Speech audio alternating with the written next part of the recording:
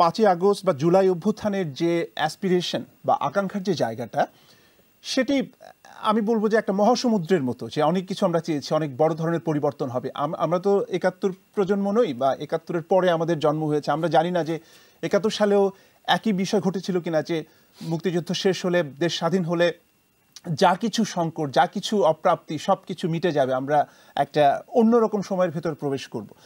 তো এই যে গত 6 মাসে আমরা যেটা দেখলাম, যে 6 মাসের মধ্যেই মানুষের মধ্যে এক ধরনের হতাশা তৈরি হয়েছে, এটা কি অতিরিক্ত আকাঙ্ক্ষার কারণে হয়েছে, নাকি আসলেই যে আকাঙ্ক্ষার উপর ভিত্তি করে জুলাইয়ের গণঅভ্যুত্থানটি হয়েছিল, সেই আকাঙ্ক্ষা থেকে শাসক গোষ্ঠী কিছুটা হলে সরে গেছে? কি মনে হয়?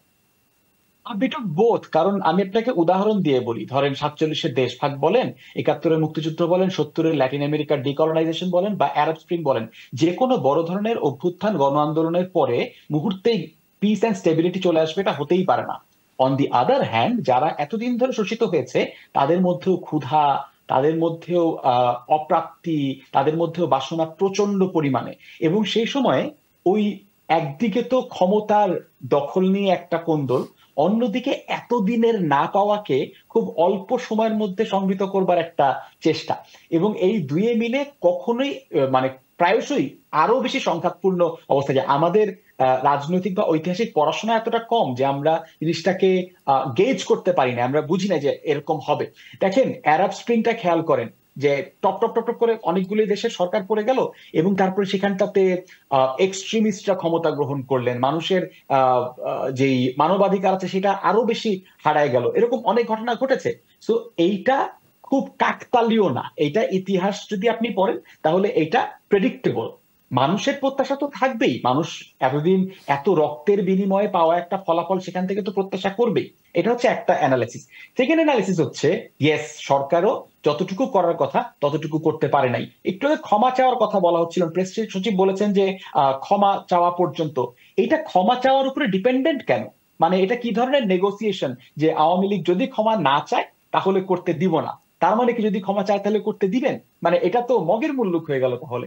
মানে in an ideal world there should be a justice system, যেখানটাতে আপনি ব্যক্তি এবং প্রতিষ্ঠান, বাংলাদেশের আইনে প্রতিষ্ঠানের বিরুদ্ধে মামলা করা যায় যদি প্রতিষ্ঠানের সম্পৃক্ততা এবং হুকুম বিষয়টার মধ্যে খুঁজে পাওয়া যায়, মহামান্য আদালত বলবেন যে এই এই অপরাধের কারণে আওয়ামী লীগ আর রাজনীতি করতে পারবেন না, বা যদি তা নাও হয় অমুক তমুক তমুক এই 6 জন মানুষ রাজনীতি করতে পারবেন। অথচ যেটা সরকার করছে, দ্যাট ইজ এ নেগোসিয়েশন, যে এই রাজনৈতিক দলটিকে আমি একদিকে বাঁচিয়েও রাখবো, এদের মধ্যে কাউকে কাউকে পুনর্বাসনও করব, কিন্তু এট দ্য সেম টাইম এটাকে একটা এজেন্ডা হিসেবে গ্রহণ করে আমি আমি একটু খেলবো, আমি এটা নিয়ে একটু। সো এখানটাতে একটা দীর্ঘসূত্রিতা দেখা যাচ্ছে।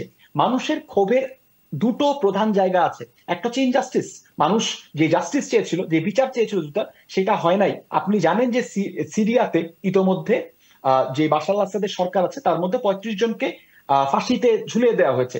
আমি এত দ্রুত বিচারের কথা বলি না, কিন্তু যাদেরকে অ্যারেস্ট করা হলো, সবাইকে কি অ্যারেস্ট করা হয়েছে? আমি তো জানি হয় নাই। আমার নিজের বিশ্ববিদ্যালয়ে, বলুন আপনার নিজের বিশ্ববিদ্যালয়ের যারা ছাত্রলীগের কর্মী ছিল, যারা নিজ হাতে অস্ত্র নিয়ে মারামারি করেছে, আমাদেরকে পিটিয়েছে, তাদের কিন্তু বিচার হয় না। দেশ ছাড়ার সুযোগ করে দিয়েছে, অনেকে দেশ ছাড়ার সুযোগ পেয়েছেন। So I am pretty sure there was a negotiation in place. এবং এই যে ক্ষমা না চাইলে করতে দিব না, it's still a negotiation, and that's something যেটা মানুষ মেনে নিবে না। মানুষ বিচার চাইবে, এবং এই বিচারটা তারা প্রাপ্য, তাদের এটা অধিকার। এবং at the same time the second thing that is not going right is the economy. ক্ষুধার্ত মানুষ বিপ্লব হজম করতে পারে না। ক্ষুধার্ত মানুষের কাছে বিপ্লব বেশি দিন বিক্রি করা যায় না। মানুষের চালের দাম যদি বাড়তে থাকে, পেঁয়াজের দাম যদি বাড়তে থাকে, আপনি বলতে পারবেন না জুলাই আগস্ট জুলাই আগস্ট, কারণ এই সেম কাজটা আওয়ামী লীগও করছে। আওয়ামী লীগ যখন বলছে আমার বাসায় খাবার নাই, আমার অভাব, না বলছে মুক্তিযুদ্ধ মুক্তিযুদ্ধ। তো মুক্তিযুদ্ধ তো খাবো না, জুলাই আগস্ট তো আমি খাবো না, আমি খাবো তো চাল ডাল। সো এই দুইটা জায়গা মেরামত করার আগ পর্যন্ত এই বিপ্লবের যে প্রত্যাশা, সেই প্রত্যাশার 1% পূরণ হবে না। অন্তত মানুষের চোখে piece could be better served, justice could be better served. This government hasn't performed as expected.